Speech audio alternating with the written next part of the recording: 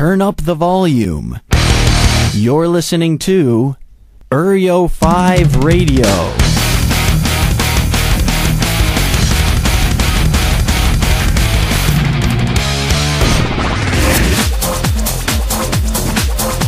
Hello everybody, welcome to eryo5 Radio.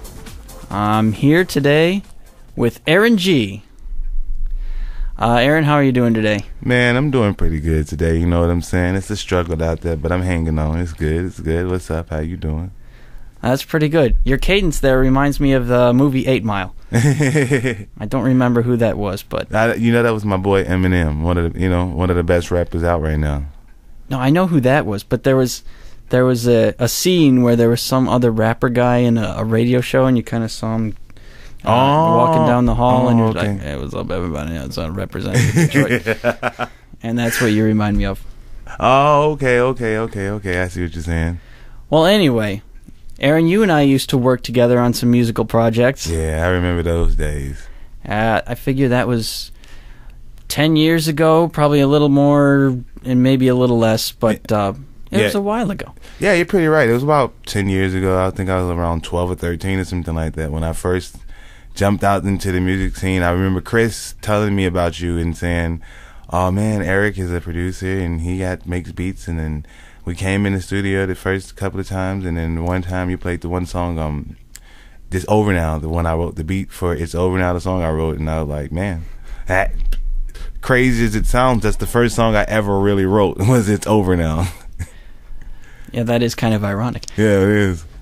I wanted to say that when I first met you, you were part of one of your groups, either Shy Boys or was it J3? You know, we, as the group, we couldn't really grasp on what name we wanted. I wanted J3 because my original stage name was going to be JB. And they wanted Shy Boys because we were from the Shy. But as we never really sat down and talked about anything. It was like it all happened so fast. Like I worked at McDonald's, and the Caesar's mom said, "Oh, my son sings," and I went to her house one day and really, yeah, she was a customer. Yeah, she worked there. I was her manager there. Oh, yeah, that's when I was working at Schaumburg Road. I didn't know that. Yeah, man, that's crazy as it sounds, but like she's like, "Oh, my son sings and he has a group and yada yada yada, this, whatever, long story short." So I went there and we were in a group pretty much that day, and like, I write, after starting writing the first song, "It's Over Now," I became more comfortable with my writing style and my vocals, and I'm like, "Oh, okay, there we go," But that's pretty much how me and J3 or Shy Boy, however you want to say, whichever name they want to choose, that's pretty much how we came about. I thought Shy Boys was a pretty clever name. Yeah, you know what? It was, though. I'm not going to say it wasn't. I just liked the J3 better. Well, okay, so your new artist name is, well, you know what? One thing, I do have an audio clip I wanted to play, which is what got us, don't have to listen to that. The reason that you're here today, I have the phone message that you left for me 5 days ago after seeing eryo5 Radio on YouTube for the first time. I'm going to have to get up to play this clip. Oh, okay. But this is the phone message that you left. Fucking awesome. I love this video. It was awesome. So Erik decided his own reality TV show. I need to be a guest speaker. He needs to have me on as a guest, talking about the promotion of my up and coming demo. When am I going to be a guest on this little show? I want to be a guest on this YouTube show. First, let's do this. Come on, give me back. And 5 days later, here we are. I know, right? That's how we do, though. That's how we do. We got to get it done. Get it done, That's right. Now, some of the questions I'm going to ask might be similar to the impromptu interview that we did, 8-10 years ago, right? Which I also just recently posted, and you saw that. Yeah, that was an awesome interview, though. I love that interview. But yeah, it was very spontaneous. You were going to record on video the Star Spangled Banner, and you know what? And I really didn't know the lyrics back then. And it, you know, because I was so young and I was so fresh, and I was just like this big hard-headed artist who just really wanted to, like, oh, I got a voice and let me do this and that. But over the years, so many things has happened, and I'm like, I go back in time and I'm like, man, I could have did better than that if I'd have took a little more time and focused a little harder. You know what I mean? But hey, you know, you learn from your mistakes. That's right, you do. And then you look back at them from a much later, and you fix them. That's right, you do. You know? Yeah, so you and I worked on many songs, and what, you know, just kind of reminiscing, one thing I remember about us was whenever we got stuck on, you know, any song, or we couldn't think of what we were going to do, you know, we would hang out, and we got to be pretty good friends that way. Yeah. Whether it was going to Woodfield, or I remember going to Cinnabon. Yeah. That was my joint. I love me some Cinnabon and Chipotle. Oh, Chipotle. Well, nowadays Chipotle is my main place. Yeah. The family and me. Oh, that's what's up. If we ever go out, it's Chipotle. But yeah, and we did a photo shoot at Woodfield and around the Woodfield area. Man, that is awesome. I recall that photo shoot, and I was using it for the first project, and like it was, I was still trying to grasp an image, you know, and trying to put an image together on, okay, who are you going to be as a singer? What are you going to talk about as a singer? Like, when I look back at times, I say, okay, maybe I wasn't even ready then, you know? Like, I wasn't ready to really, really go out there and do the big tours and do the big stuff that I dream about now, you know? But now I'm more prepared, and being almost 24, I'm ready to jump out there and, you know, show the world who I am, you know? Well, speaking of who you are, you have a new persona or new name. Yeah. Let's see. I remember you being ADLG. Yeah. Back in the day. I'm not sure. I remember Dantes. Yeah. Which I think is one of your names. They're all variations on your birth name as far as I know, although I'm not quite sure. No, you actually hit that dead on. Like, all of those are my real names. Like, ADLG is the initials of Aaron Dantes Lamar Gashin. And then Dantes was like my middle name, because I was like, oh, Dantes. And then I was like, but I ended up getting my publishing company named after my all of my initials, which was awesome. So my publishing company name is ADLG Music Publishing. So I'm like, okay, I got that, so I got to choose something else. A few years back, what happened was I was working with a manager out in New Jersey, and we were going back and forth, and he had listened to my song Lottie Dee Lottie Day that I wrote, and we were in another song called Dance that I had wrote at the time, and that I was trying to put together something together then with the demo, but things didn't work out right. And he was like, you know what, you should just go use your name and Aaron. And I was like, yeah, you're right. Then I was like, nah, what about Aaron G? And then I started writing it down. I put the G at the end. I'm like, you know what, I like that. So that's what I use now, and that's what I think I'm sticking with, Aaron G, you know. We had a show, one of these shows about nicknames and how they form. That was almost that would be an interesting story for that. But when you texted me, you said something like you wanted to be on the show, and you at the end you signed your name Arrong, and I was thinking maybe that was, I thought it said Arrong. And I'm thinking, is this a new text word that's a combination of error and wrong? But no, that's your name, Aaron G. Yeah, that's how we that's the stamp. That's that stamp right there, Aaron G. So along with this new name, that basically represents your new coming out onto the music scene, and Aaron G represents the persona of Aaron.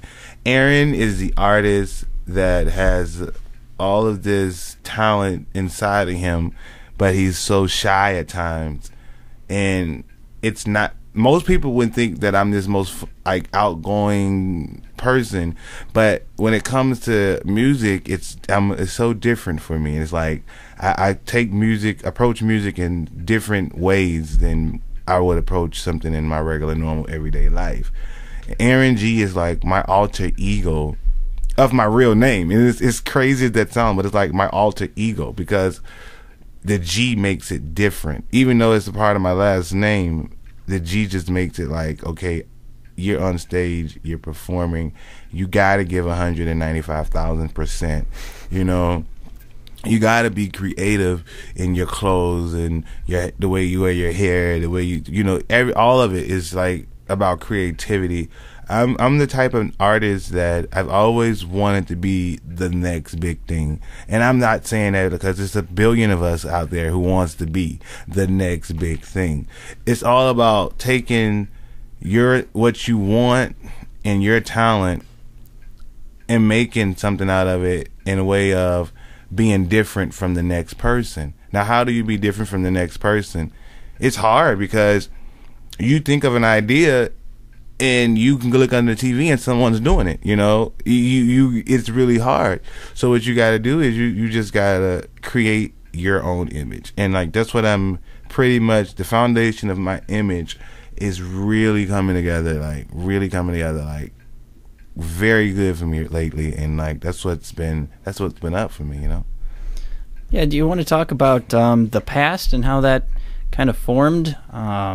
You know, back in the old days and the songs that we used to do. You know, like I remember It's Over Now, and that was one of my favorite songs we did. Yeah, I didn't realize this. It's Over Now seemed to be like the first song, the breakout hit, so to speak. Yeah, that was the first song I ever wrote in my entire life.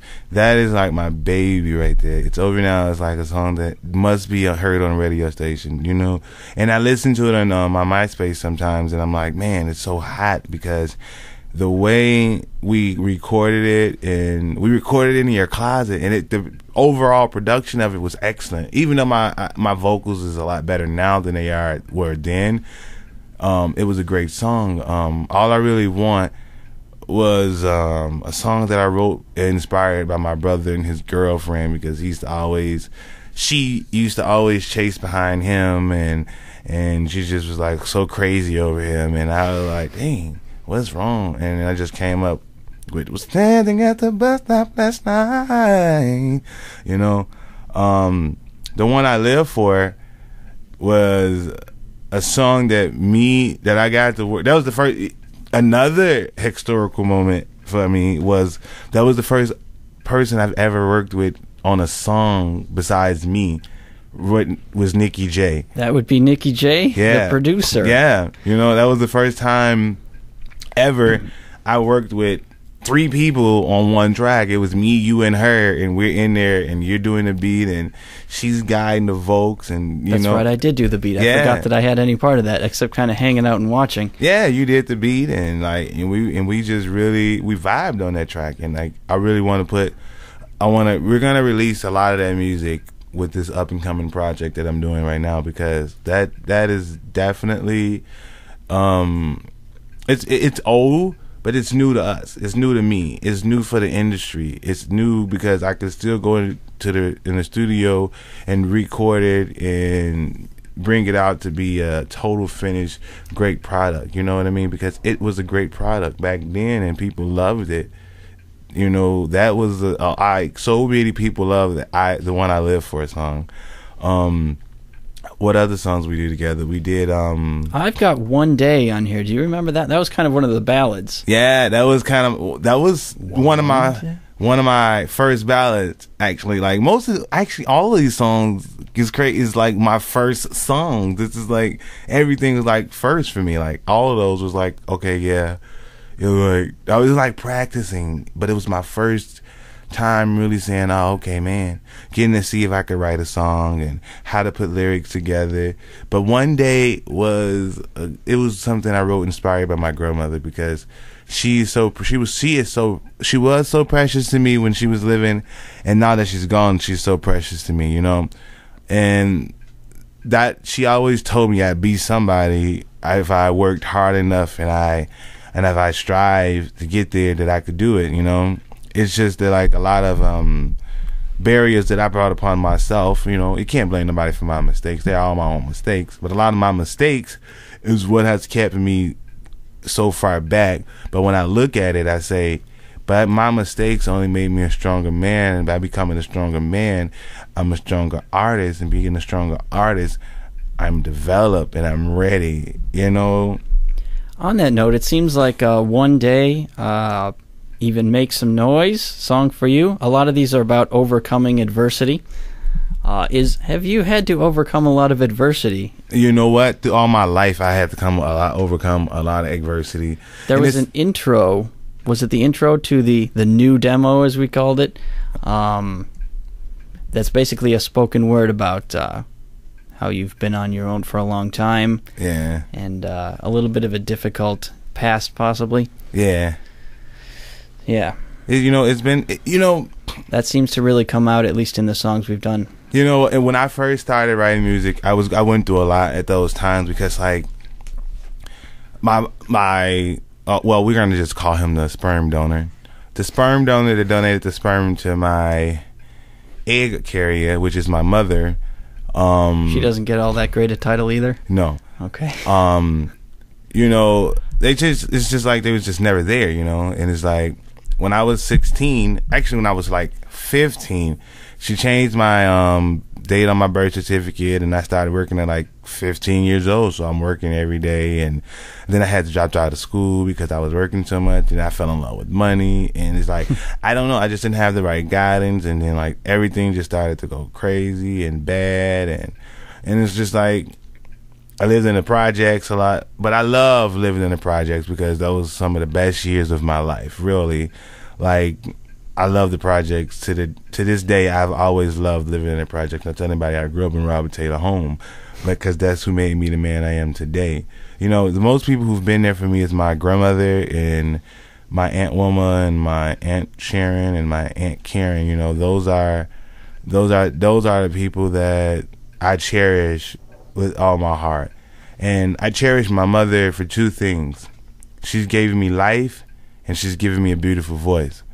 And I have to thank her for those two things that she did give me in my life, But other than that, like, and then it comes with like a lot of friends, I write about, like, back then I was just learning how to write, so I was just thinking of stuff to write about, and that's why all of the songs are like so much of me going through something, or you're not gonna stop me, or this, I'm gonna make it, or it's over now, or so say, stuff like that is about my life and about me maybe liking somebody and not really telling them that I like them, and so I write a song about it. So say that you need me to, baby, the same way, I do stuff like that, and that's how I got my point across, because like I said, like, people would never know or even think that I'm a shy person because I'm so outspoken. I'm so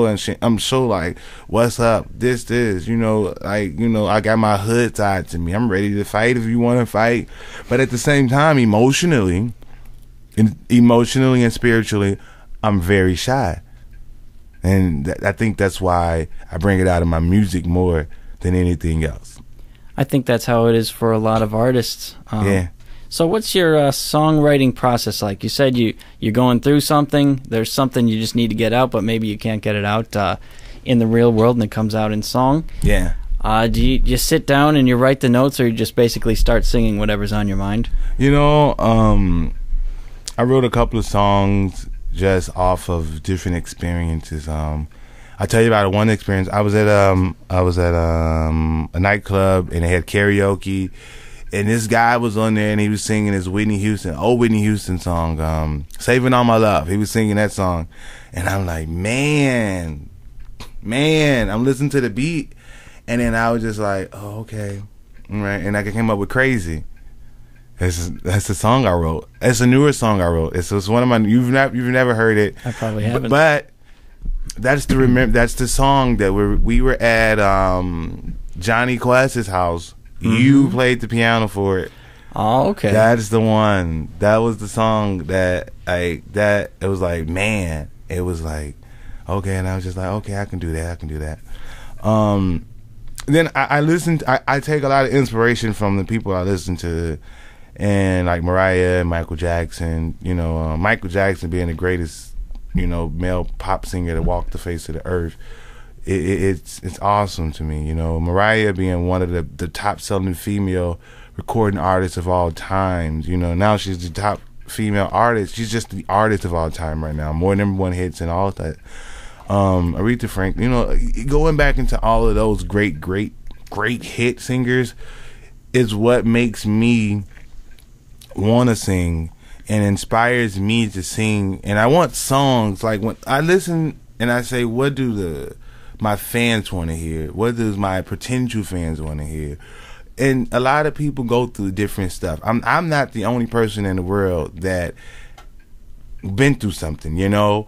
And I feel like I can take some of my bad experiences, my good experiences, my great experiences, and just nonchalant experiences and write about them and make music that people want to hear, you know. And like that's why I wrote the song Crazy, because I think like that genre of music is not in no more, you know what I mean? Like no one is really singing like that no more. So I'm like, okay, I'm gonna go in here and I'm gonna just go ahead and lay it down and just hit it, like, you know, like, she came a long way, my whole world was upside down. You know what I'm saying? Ain't nobody singing like that right now, and I love music like that. La-di-dee-da-dee-day, it's a crazy song title, but when you listen to the lyrics in La-di-dee-da-dee-day, you're loving it. Like, it's like, you say, you people are going to be like, whoa, la-di-dee-da-dee-day, what was wrong with him? Was he drunk or something when he was doing this song? You know what I mean? But when it comes to the point, it's like, I wrote this song for anyone with a dream. If you believe in yourself, you can be anything you desire to be. All you got to do. You know what I mean? Like, that's what I want to do. I want to share good popular music with the world. And if I could sell 200 million records off one album, I would definitely love to sell 200 million records off one album. You know, that is a good point about the you got some positive stuff going on. So much of the music business, at least when you're listening to the rap music, I mean, you're not so much of a rapper yourself, but it's basically, I get lots of women, I drive nice cars, I have a lot of money. And it's like, okay, that's pretty much. Good. They make $10 million and they go home and they chillax, you know? But it sounds like your substance is a little bit different when it comes to lyrics. Yeah, like, I try to, and then you know what? I don't take lots of time to write songs. I don't like. Yeah, I get the impression you feel something, it just comes out. Yeah, I don't drill on a song for like 8 hours. You know what I mean? I don't go over beats, and I don't listen to the same beat for like 5 hours, or you know what I mean? I'm like, it's like this. I'm gonna listen to the track for 5 or 10 seconds. If it catches my attention, I'm gonna listen to the whole track. After I listen to the whole track, if I'm getting a buzz from the track, I may listen to it once or twice more. You know, and if I don't come up with anything, then I move on to the next track. You know, it's no time to waste here. Yeah, when you and I used to work on things, you know, on my off hours, I would just make a bunch of beats, and you'd come over. Here's beat 1. Do you think this is good? Anything happening? All right, here's beat 2. What do you think of beat 2? It's very good. Let's move on to beat 3. I've got plenty of them, and eventually, hopefully, one would hit your ear, and we've gotten some pretty good songs out of that, that process right there. I think that's been the best, and that's the process I like to stick with throughout my journey on becoming a recording artist. Is the one that I originated with you with. I want to keep that with all producers, and sometimes I'm not a producer. Like I can produce in my head, but I can't lay a track down. You know what I mean? Mm-hmm. So when I kind of produced my song Dance, I came up with the beat. I'm just sitting in the room and I was like, okay. I'm like, all right, dance. I'm like, okay, yeah, we're gonna go do dance. So I go down to TikTok Entertainment down in Chicago, and Greg is his name, and I was like, I need you to help me with this track. And he's like, how it go? I'm like, bum, bum, bum, bum, bum, bum, bum, bum, da, da, da, da, da, da, da, bum, boom, boom, boom, boom, boom, boom. You know, I was like, I need you to give me something like that. And he kind of gave me what I want. I was like, we met like in the summertime. Everything it seemed alright. You and I became so tired. I'm like, that's what I was looking for right there. You know? Yeah, you know, we were talking about your influences. You mentioned Mariah Carey, who's the main. I always think of her as your main inspiration. I don't know. Yeah. And then you used to say your fashion inspiration. We can tell you're a fashionable guy. Was Lil' Kim. That's my. We won't say the name, but that's my. I'm sorry. That is my. I love Kim to death, and like Kim has been one of the most unique rap artists to date. Because even Nicki Minaj came in the industry, and Kim still came with a demo, with a mixtape track, and got millions and millions of views and got played. And she's an older female artist. I live for Kim for her creativity with the different color wigs and the pasties on her breast. It was just like that is what that's what molded her image, you know, because music is not only about how talented or how vocally good you are. It's about that image. And you know, like, this is how I sort of kind of look at the music industry right now. I'm like, for the males dominate the rap side of it. Females don't. Mm-hmm. For like singing, females dominate the singing part of it. Males don't. Yeah, I guess that's mostly true. And that's you know, I'm like, man, and I think like what males did, and you know who? The Beatles. Sure. Elvis. Mm-hmm. And Michael Jackson. Those are the males that like dominated the industry, like big nation tours. And what about Usher? I mean, I like Usher too. Don't get me wrong. Usher's definitely influenced me because you know what? He a young man and he's doing his thing too. Usher, I love him to death. You know, like he went through a lot, and I like the way he is created, like his dance styles. I like some, you know, I won't say I like all of his songs. You know, I've never been a very, very big Usher fan. Actually, I've never been a big male artist fan ever in my life. You know, I've always been a very, very love my female artist type of guy. Well, that's true because I would say Mariah Carey, Lil' Kim. That's Aaron's deal. Yeah, you know it. You know me for so long. It's been Mariah Carey, Lil' Kim, Aretha Franklin, Patti LaBelle. You know, like people like them. Right. But you know, like Usher, good. I like Usher. Who else would there be? Smokey Robertson, Luther Vandross. Don't get me wrong. I like all of them. You know, it's just like I choose the music that inspires me comes from females a lot. You know, like Mariah Carey wrote. I was going through a situation one time, and then Mariah comes with "When You Get Caught in the Rain." I'm like, man, come on, MC.